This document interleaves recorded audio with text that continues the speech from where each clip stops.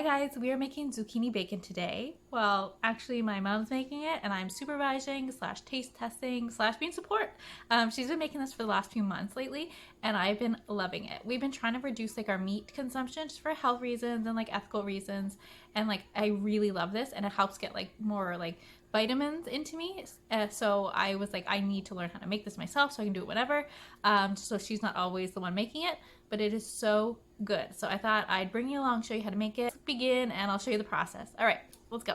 Okay, first we're going to start making our sauce. So we're going to use 2 tablespoons of olive oil. Any kind is fine.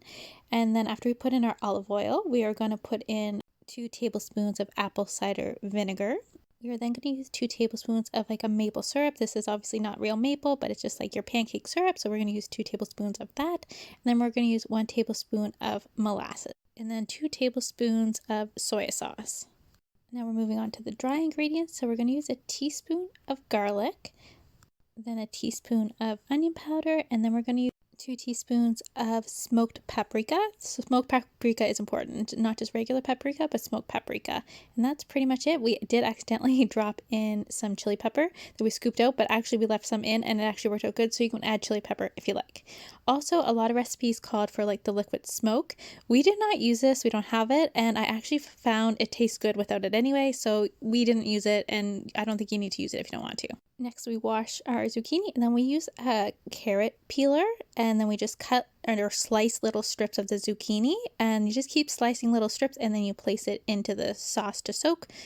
And then once I have all the zucchini in, I'm just really just gonna mash it around and make sure everything's really coated. So once it's coated, we put it onto the dehydrator. And yes, the dehydrator is important for this. You might be able to use an air fryer, I'm not sure, but we do have a dehydrator. So we place it onto the dehydrator and then we left it for I think about like 12-ish hours, but it's all up to you. It depends how crispy you want it or if you want it a little chewy, so you can keep checking on it and you can stop it when it is to the perfect texture that you like. So we got our finished product here, and as you can see, it looks all crispy. Actually kind of does look like bacon, I think, or maybe I'm just delusional. I haven't had real bacon in a while, so I could just be delusional.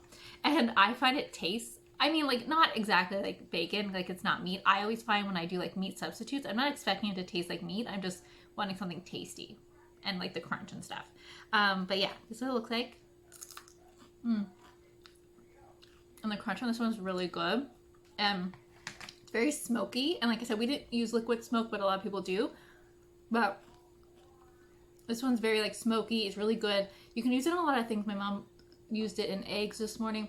I'm going to use it in like a sandwich. Just eat it like this, put it over nachos and stuff. It like works really well in stuff. But I really enjoy this, and this recipe is really good. Pretty cheap to make and healthy. But anyway, thanks so much for joining, guys. Bye-bye!